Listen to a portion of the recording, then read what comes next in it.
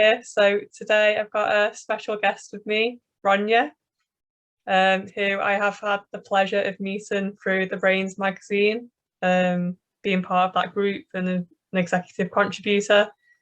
And today's topic, we're going to be diving into forgiveness, which I'm super excited about learning more about myself and how I can apply it in my life. And I've also been able to witness the amazing work that Ronja does in a Facebook group as well, where she ran a forgiveness challenge back in February, which was amazing to see. Unfortunately, I didn't get to take part in it that much due to other commitments, but it was amazing to see the benefits that other people had from taking part.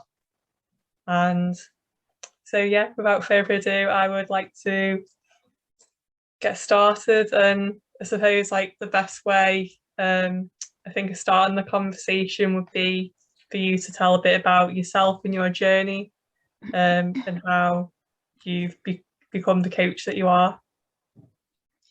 Well, first of all, thank you, Rachel, for having me on your show. Really appreciate it. It's always exciting to be here and share what I know and what I've learned, and yeah, my gifts really. How did I become a coach? Interesting question. I've always been a teacher, really. I started tutoring when I was 17, so I've been teaching for over 30 years now. And I ended up getting a degree in literature and languages, got a PhD.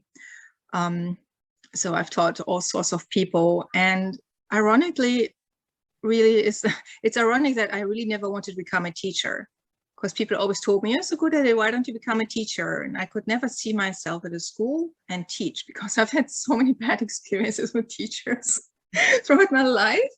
But then I realized I've been teaching my whole life. So what is that about? And at some point during my own healing journey, it occurred to me that the way I teach is more really a way of coaching. And the difference that I see between a teacher and a coach is that a teacher very often is just in this role of regurgitating facts and checking if you've retained them, whereas a coach is actually there to build you up, work with your strengths, help you through your weaknesses.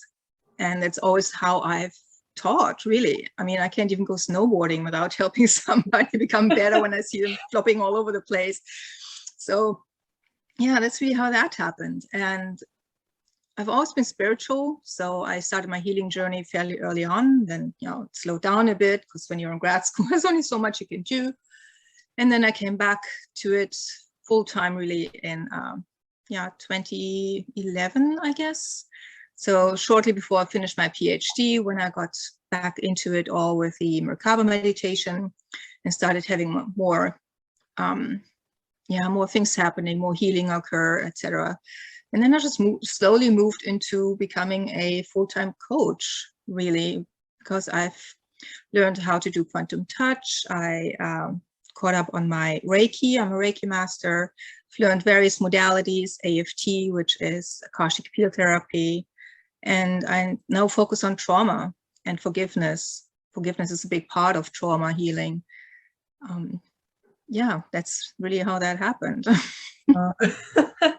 I think it's really cool to like learn, you know, that it is like a journey. Like you say, you started it before your PhD, then you had to like take a bit of a break, and then you've since started it again since 2011, and we're in 2022. And I suppose it's nice to know that it's like a continual journey, because sometimes I feel like there can be a pressure, you know, that I need to fix myself in order to I don't know, is that something that you've dealt with yourself? Yes. I grew up with a very loving mother whose idea was to teach me, or to always have me question what I could do better about myself. So I was very much caught in this, what do I want to call it, the hamster wheel of trying to fix myself. But then again, we get distracted by 3D world as well, you know, the everyday living. And if you constantly question yourself, you just fall into this trap of being sad, depressed, have resentment about yourself. And that's actually one of the aspects that brought me to forgiveness, because a lot of people, healers, other coaches that I've had in my life, obviously, have told me, okay, you have to let go, you have to forgive this person. It's like, okay, how do I do this? How do I do this? Nobody ever tells you how to do this. Yeah, what's the secret? No, I don't want to. And the more I've been working with spirit, the more I've been working with my different healing modalities, the more it's become clear that you have to heal the wound, the hurt that was caused in the first place. You cannot just tell your mind to forgive. That doesn't happen, because the energy of hurt and resentment is still there. One of the things that I love about this universal forgiveness prayer that I found somewhere, which I've slightly adapted and which we're actually going to do in a little bit, is that it calls upon spiritual help to help us let go and forgive, so that the responsibility is not all on yourself, because sometimes your mind just doesn't want to let go. And that's quite a natural and actually healthy response. Sometimes anger is supposed to keep us safe. Our limbic system that was there first when we developed as primates is there to keep us safe, right? Aggression is there to defend yourself. It's part of fight or flight response. And if you're seriously traumatized and somebody keeps hurting you, or something reminds you of that hurt, in kicks the fight or flight response. So it's a natural thing. If we call it a bad thing, though, which some people do, we're not going to get past it. So really, one important aspect is to also learn to forgive yourself, for having those feelings, for not being able to let go, for having resistance, whatever. So yeah, there are so many aspects to forgiveness. It's really fascinating. Yeah, that, like, again, I just think it's such an interesting topic, because I think, I truly believe that the way we perceive things as bad is through the way we've been brought up, through society. We're not meant to have these like so-called bad feelings, when you see stuff on like social media, it's like, oh yeah, high vibe, positive only, positive thoughts, that's like the ideal version. And then when you don't measure up to that, like you've had, something's upset you, you're feeling stressed, then you can start to like blame yourself and create a lot of shame around feeling that way, which obviously it just compounds it. Exactly. Yeah. So before we get onto forgiveness, I was just thinking before, so you're a spiritual coach. I just sort of want to clarify a bit with regards to the healing and the energy work, because I'm just wondering whether some of the audience might not be familiar with it. So I know it's quite a big topic. So I was wondering if you could like explain what you mean by healing and like essentially I suppose improving your energy. Right. Yes. So to make it as easy as possible, really everything is energy, right? So if you have let's say this obsidian ball, this is just denser energy than anything else. Everything has a different vibration. That's how we have different objects in this world. Our thoughts influence the vibration. Our thoughts can influence, and our emotions can influence the energy around us, right? So you probably know this phenomenon when you get up on the wrong foot and just the whole day gets crappier and crappier. There's just no turning back, because okay, now what's going to happen? This is a self-fulfilling prophecy. That is part of that, really. Right. And we've all heard of, or most of us at least have heard of movies like The Secret and positive thinking and all of that. And it is true that our thinking and emotions help our reality. However, I've also discovered that deeper vibrational patterns that we have come into this world with influence how our life turns out. So you can think as positive as you want, but if deep down inside there's a hurt that you don't even remember or recognize, you will draw similar experiences into your life so that you can learn to heal from that. And this is where energy work and Akashic field therapy comes in. The Akashic field, for instance, is our vibrational book of life from all of our lifetimes. where everything is recorded. So if you reincarnate into this body, into this life, if you see me in a video, then you have brought in past life traumas. And there's also evidence out there, since I work a lot with trauma and trauma theory, that there's generational trauma that we physically get passed on. So it's really interesting to work with that. And I realize some people don't believe that. And that's absolutely fine. But my experience has actually taught me that it is true. So it's not just something that I suddenly said, oh yeah, I'm going to believe this. It's happened. I've had experiences in my life that have shown me that this is true. When I do my Akashic field therapy, which I've just started a new round on myself, it's been really intense. Memories come up, certain emotions come up that I then tap away. And after that, I feel differently. It's like you feel a load off your shoulders, or you feel brighter or less depressed. So there's clearly something to it. And science is actually catching up on that. If you know the work by Bruce Lipton, PhD, The Biology of Belief, it's a field called epigenetics. They have started doing research on how our beliefs and emotions attached to those beliefs and thoughts influence our bodies and how our bodies actually express health or illness. So science is catching up. It's not just a matter of belief. It is a matter of experience, and more people are experiencing it at this point. More and more people have so-called spiritual experiences. Yeah, I can like this last year, from like doing my own like health journey and stuff, it sort of brought me into, I suppose, exploring my own spirituality and healing. And I can totally relate to what you said as well with regards to I don't know, just like you sort of see things repeating itself, and it's like, oh, why hasn't, why can't I seem to change that? Or and I suppose, like you say, it's come down to like something that's unresolved, that you haven't healed yet. And I've started to explore shamanic journeying. And which, for anyone who hasn't done it before, it's like, I think it's the best. Like, I've really enjoyed it. Just because like you go on like a journey, like it's like a meditation journey, and it's all about like releasing like past trauma and to do healing, but you can actually feel the difference, like how you described, where you feel like lighter in your body, and that's what I've experienced.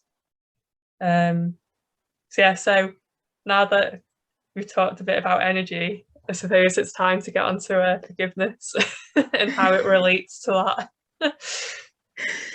Yeah, so when you practice forgiveness the way that I've conceptualized it in my exercises and my courses, is it works on your mental level, because the forgiveness invocation that you would read out helps your subconscious realize that it is healthier to let go of the resentment.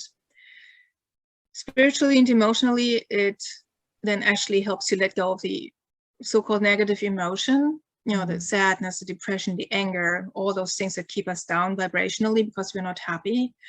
If you want to look at it as a scale, really, happiness up here and the lower vibrations of sadness, depression, fear, etc. It helps us in a way that, as I said before, if we ask for help from spirit, from our guides, our guardian angel, whoever you feel connected to, it's a non-denominational invocation, really. It takes some of the responsibility off our shoulders. We pretty much just declare to the universe, to spirit, I choose to do this now. I don't know how, but please help me. And it makes it easier in a way. And what we're going to do in this exercise is what I also instruct people in my courses, is that we actually tap on the thymus gland, which helps our subconscious pick up on what we consciously say, so that our subconscious, which is really what runs us in our lives, right? Those subconscious patterns and belief systems that we're not aware of because they're subconscious, so that the subconscious can pick up on that it's okay to let go. It is safe to let go.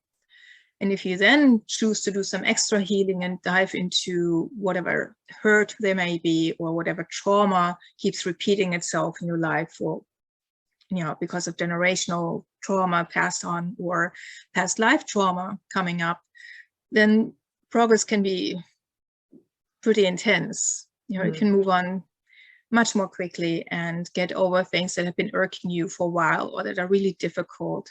Let's say you got fired from a job, or you're going through a divorce or something similar. So the healing really gets expedited when you manage to forgive. And that also includes forgiving yourself, by the way, for having created a situation like this, right? Because so often we ask ourselves, why did I do this? I knew better. And there was something to learn. And sometimes we don't know what it was until much later. But we still have to forgive ourselves, because it's healthier to forgive. We've not all heard it from society and whatnot, but there's evidence out there that if you hold on to anger and resentment, it lowers your vibration, it causes physical illness. A lot of people who have a hard time letting go of their resentment get heart issues. They literally have their heart clog up. Wow. There's evidence out there, so it helps on a physical level as well. So there's a lot of there are a lot of good things about forgiveness. So it's always a good practice to have in your back pocket. Yeah, it reminds me of I imagine you've heard of the book The Body Keeps the Score, and that's all about like trapped emotions, how like over time it does lead to illness. Just I suppose as well, it makes me wonder like how much of the illness that is out there is due to not being able to process our emotions properly, because I'm learning to forgive as well, because they're not necessarily taught to us. We learn it from our parents and people looking after us who potentially may not know how to process it themselves. Potentially.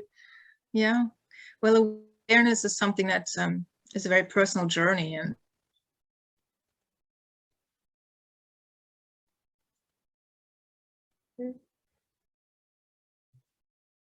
always being blissful in life. It's about knowing your tools and knowing when to use them. So forgiveness is just one of the many tools we can use, right? You really right now love your shamanic journeys, which is awesome. Other people go into meditation and have something similar happen without being guided. My Akashic field therapy does something similar without actually knowing what the past life was. You just look at the trauma, but then release that. My energy work looks at the energy pattern in your body and releases that without having to know why and how and whatnot. There's so many tools out there, and the more we know and have access to, and then hopefully remember to use, the more blissful your life can be, because there are always challenges. We can't really help that. It's just about how we deal with them, right? So I suppose like when it comes to if someone isn't sure which to try, what would you recommend them do? I would recommend to just, when I say follow your intuition, most people don't really know how to do that. Following your intuition means, what does it feel like in your tummy when you think of choice A or choice B? Which one makes you feel better? Which one makes you feel lighter? And we all go through different phases. I've tried different modalities in my life and they don't work for me anymore. I do something else now. So that's perfectly normal. I always talk with potential clients and see if what I offer is actually helpful. I'm very connected to spirit, so I get a yes or a no. And if there's a no, I usually get input on what else might be a better fit at that moment.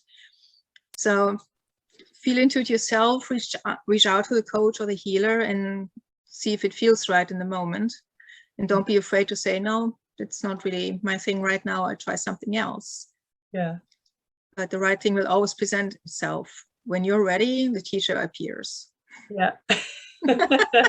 Definitely. I've noticed that as well. Awesome. So shall we do the exercise, or was there anything else you'd like to add about forgiveness? There's plenty I could add about forgiveness, but I'd love to do the exercise. Yeah. Yeah. You'll be familiar with that invocation. Yeah. Done part of the challenge. And I'm so glad that it's already helped you move forward. I've always had good responses from people. So yeah, and it's something different every time because we always struggle with different things. So as I mentioned before, the appellation, what you call upon or who you call upon can be different for everybody. Not everybody feels connected to the term God. Some people would rather connect to the guardian angel. So what I do is I ask them to just say dear and then put in whatever they're familiar with or most comfortable with. So in this case, I would say dear spirit, because to me, spirit is everything out there that we cannot see. That includes my guardian angels, my guides, my star family, pretty much everybody. So I just say that, and it includes pretty much everything that's out there, hoping that this will encompass the right thing for most of us listening and watching this video. And then the first paragraph will be about forgiving others, what they've done to us. Mm-hmm. The second one will be forgiving ourselves for what we've done to others, even if we don't know what it was, right? Okay. The third one will be forgiving ourselves for having created a particular situation. And what makes it really, really powerful is tapping on your thymus gland while we're listening to me read it. You can read it yourself when you have it in front of you, but for the purpose of this exercise, I'll read it for us. And the thymus gland is, I'm just going to move the camera for a bit here. Yeah. If you have your sternum here, right, yeah, where your bra starts pretty much, it's a few fingers up. It's about the middle of your chest. So one good way of finding it is just to tap your fingers up a little bit and find the spot where it's a little more tender. It feels different. I'm just trying to find it. Yeah, you just kind of crawl up with your fingers. Does it feel a bit softer, did you say? Yeah, it's a bit softer. Yeah. It feels different. It feels a little more tender, more vulnerable. And that's where your thymus gland is located. And this is where we will be gently tapping. Okay. And what it does is it allows our subconscious to hear what we're consciously hearing. So it sinks in deeper. In our soul, our vibration, we can let things go that consciously we don't normally have access to. Yeah. Yeah. So is this something that like someone could use, say, if they were trying to instill like a new belief as well? Like, because obviously that'd help that reach the subconscious better. Yeah. I do that all the time. I've gotten to the point, not always, Rachel and I just talked about that, but most of the time, where I've moved beyond reaction to actually responding to a situation where our limbic system might get triggered, but we have the awareness to take a step back and see, okay, what is actually being triggered here? Why am I responding with fear or anger or whatever it might be? And then I have the awareness to use this as one of my tools. As I said, I have many, but it's an easy one you can do nearly any time and anywhere. Just say, oh, okay, together with breath, I let go of my anger. I let go of my anger. Yeah. So yeah, I do that quite frequently. And it's just one of those tools that everybody should know. Just like deep breathing. I have a whole video on my YouTube channel that gives you 3 different breathing techniques that instantly get you out of a stress response. Wow. The only trick is to actually remember to breathe right when you're in that stress response. Yeah, it's quite easy to forget. Yeah, because your limbic system kicks in, right? Our reptile brain. But the more we practice that, for instance, if we set an alarm on our phone every hour, take a minute or 2 of conscious breathing, then it will become such a habit that it's much easier to remember in a crisis situation or a stressful situation. So it takes practice, that's all. Yeah, and that's something as well, like you'll learn overnight. It'll just take a bit of time to get used to. Yeah. Yeah, and if you forget, that's fine. Yeah. There's another day. Yeah. Another lesson. Yeah. Okay, so if we are all ready, I suggest that we close our eyes and just become comfortable and take a deep breath into our lower abdomen. Because when we breathe deeply into our lower tummy, and then we actually do diaphragmatic breathing, and that calms us down. And with that, it's the area underneath the belly button that should expand when you inhale.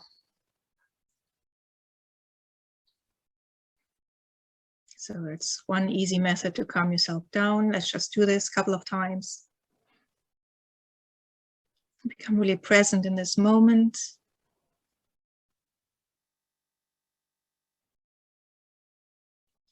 When we do deep breathing like this, it tells our hormones, our stress hormones, that it's okay to stop being produced.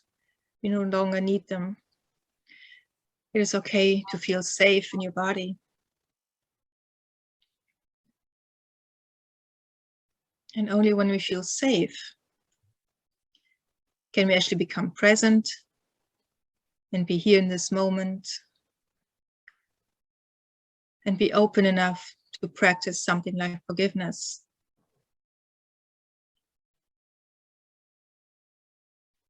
Okay, let's take another deep breath.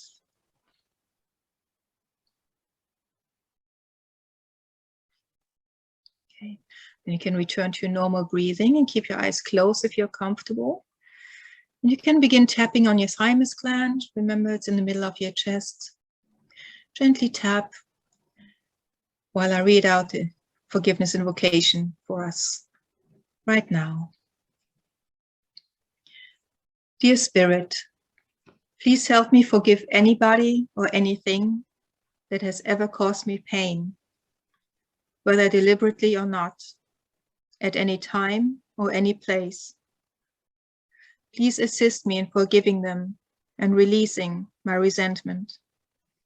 Take a deep breath. Keep tapping. Please help me forgive myself for any pain I have ever caused others, whether deliberately or not, at any time or any place. Please assist me in forgiving myself and acknowledging my humanity. Take another deep breath, keep tapping. Please help me forgive myself for any pain I've ever caused myself, whether deliberately or not, at any time or any place. Please assist me in forgiving myself and trusting that all serves my spiritual growth. I invoke the power of forgiveness and reconnect with my inherent divine innocence to heal my body, mind, and soul. Thank you.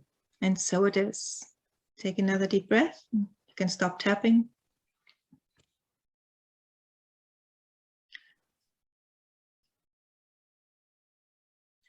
I'd like you to feel into your body a little bit and see if you feel a little different. Maybe you feel a tingle or a temperature sensation of hot or cold.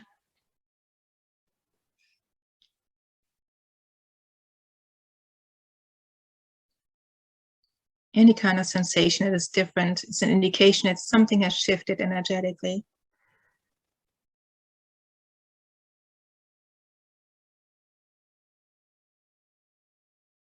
If you feel emotions bubbling up, that is also a good sign,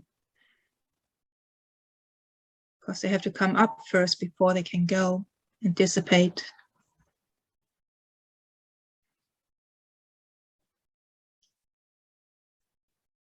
Take another deep breath. And when you're ready, you can open your eyes again and come back. Oh, thank you so much. That was lovely. Oh, you're welcome. I don't know like how anyone else experienced it. Like, I'd love to know when this airs, if anyone is comfortable in sharing their experience, like what it was for them. But like for me, I definitely felt a difference, like in my feet, like a lightness and like a tingling sensation.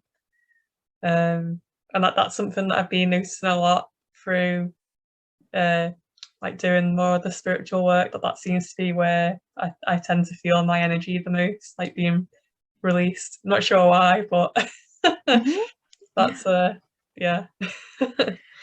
Yeah, it's lovely. Wonderful. Thank you for sharing. Yeah. The lovely thing about what I do is every time I do something like this, it was actually, you know, an exercise, a demonstration. I didn't do it particularly for myself, as self-healing practice, but I still always get energy. I'm always connected to spirit. I always get healing out of it myself. So it's never wasted time or energy at all. I'm tingling right now. So that's why I love this work so much. Yeah. Whereabouts is it for you? Is it, if you don't mind sharing, obviously, as well? Right now, it's actually my nose, which is odd. It doesn't often tingle. Yeah. And my tummy and my legs. Oh. Yeah. Yeah. And sometimes you can associate where it tingles or where the energy shifted with what's going to happen next. It feels like you can move more easily when the energy has shifted in your feet, for instance, or all sorts of fun things. You know, some people might have some digestive upheaval for a moment, but then things settle down and it feels different in your tummy, like the heaviness is gone or something. So there can be odd sensations. I've also had a lovely conversation with a woman once where healing just happens. As I said, do energy healing. There are modalities that I do, and sometimes I just hold space and clear energy, and your spirit works through me that way. And she had this sensation, she just had to jump up and run to the restroom. That moment, because something cleared for her in that moment. So those things can happen, and they're just awesome. I've heard as well with like where people have had like energy work done, like where they've had like issues like moving a certain part of the body, like something like unlocks, because like you said, the energy shifted, so like a pain that you've had for like years is just like gone, and you can like move the shoulder fine, and yeah, it's so all connected. It is beautiful when you just give it a try. You don't have to believe in energy work, you just have to be open to experiencing it. And then, you know, that's all it takes. Nobody forces anybody to believe, and you don't have to believe to experience it. You just have to be open. Yeah. So as long as there's no block, then you can actually experience it. And it's wonderful when you realize that you can shift so much with energy work. You know, I can get off medication sometimes, and I've helped myself through all sorts of physical crises with my energy work. Just 2 days ago, I helped my dad. He had a major lung infection, coughing up blood. After my treatment, he was fine. So he was still coughing a little bit, but it was much better. He was in no pain anymore. Yeah. It works. It works. Does that mean, that's all I can say. mean then that like it's properly healed, or is it like it's on the path to healing? It's on the path to healing. Yeah. And there are also more and more authors out there who are medical intuitives, who have recognized certain patterns of physical illness, usually stands for this mental block or emotional block or trauma that got passed on. So it's quite interesting. And when I look up certain things in those books and then tune back into the person, I always realize that this is true. You know, it gives you a good indication on what to tap on, for instance. Yeah. You know, it's quite lovely. If you have, that's what my Blissful Blueprint program does. It's a particular kind of energy work that I do when I work on the physical systems of your body, not just the chakra systems. For instance, if you have trouble with making decisions, I work on your intestinal system, which makes sense because this is where our body decides what to, you know, absorb and what to let go. Oh, right? that's so Making interesting. decisions. So it's really fascinating. I keep Oh, learning, I keep studying, I keep practicing, and having the most awesome experiences. My clients, it's fun. I just love it. Yeah. Like what I really liked as well, like through the exercise, was the fact of where you said whatever comes up is okay. You know, whatever emotion you're feeling, because I think sometimes as well you can think, oh, it needs to go a certain way. Yeah. So that's what I loved as well about the experience, was the fact of, like, you know, it's completely normal what you're feeling, like whatever it is Yeah. you're feeling is okay. Yeah. I think that's what a lot of coaches forget to tell their clients, that sometimes a move into the negative, so-called negative, especially when you have a scale of 1 to 10, how resentful do we feel right now, before and after? Sometimes we get angrier, but that's good, because it means it's coming up. It's coming up from our subconscious. It's almost like a gas bubble that has to come up first and then expand before it can actually dissipate. Yeah.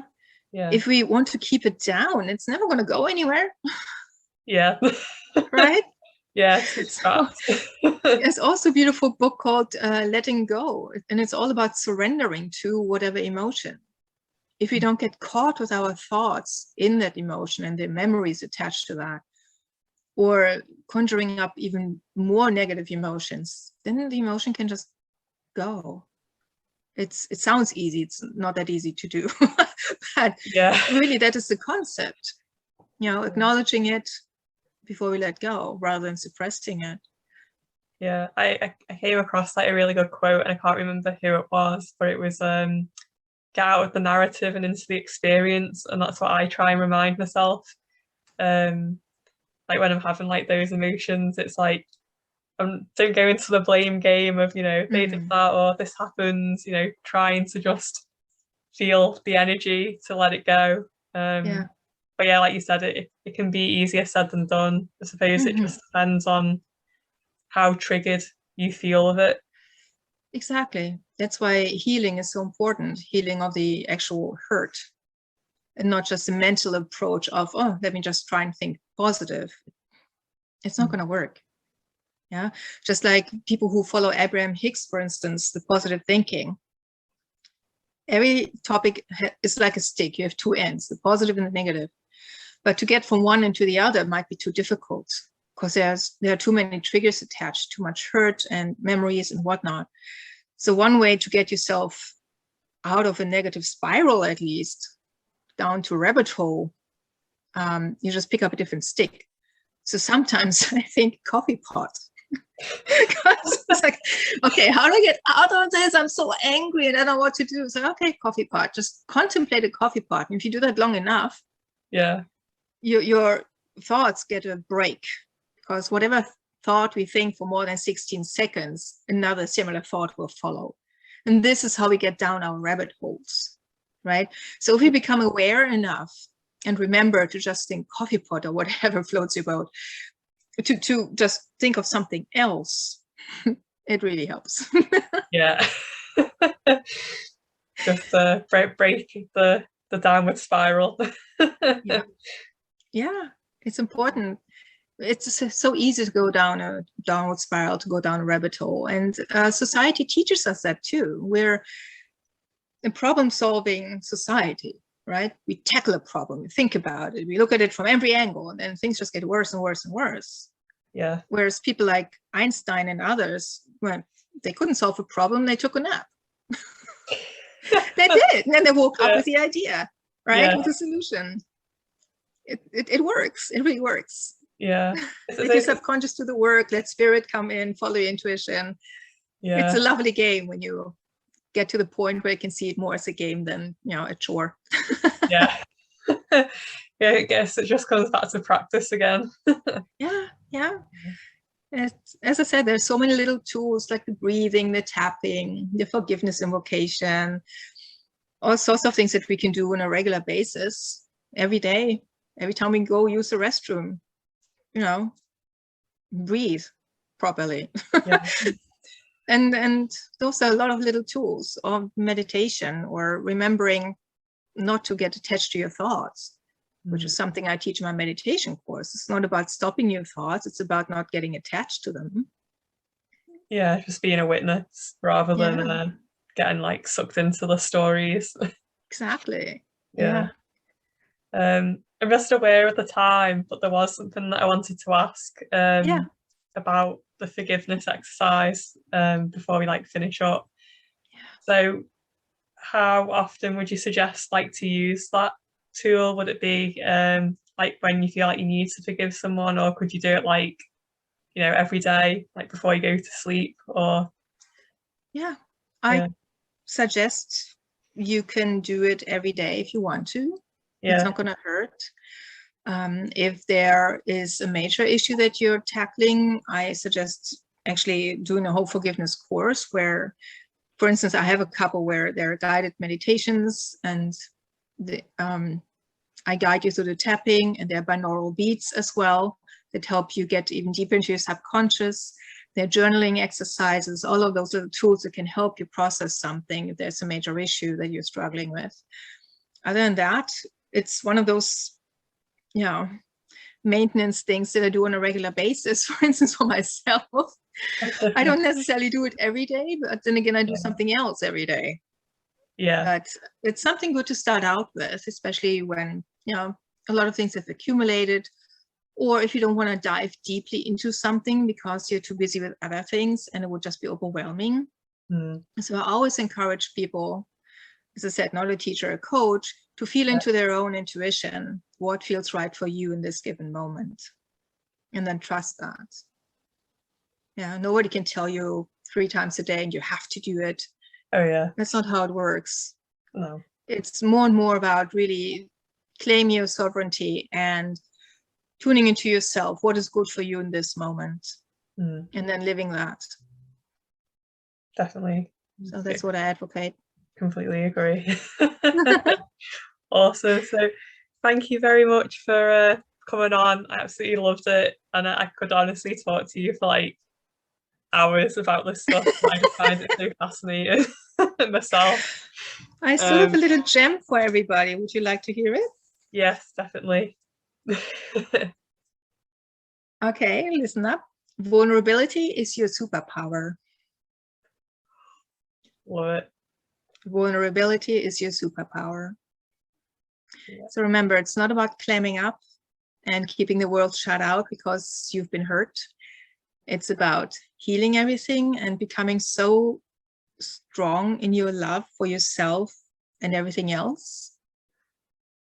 That's really what it's all about now. Thank you so much for sharing that. I feel like that's something that's definitely hitting home with me in my life right now. So thank you very much. Thank you. It's been a pleasure. Yeah. And just before you do go, how can people find out more about you and get in contact? Right. My website. Everything's on my website, and my Facebook page is the same name as EnglobeMe. So I don't know if you can insert it. It might probably be easier. And everything else will be on that website. The links to the forgiveness courses and how to get in touch with me if you're interested in coaching and whatnot. So it's www.englobe.me. Awesome. So, yeah. Well, thank you again. It was lovely to have you on. And hopefully we'll do another one sometime as well.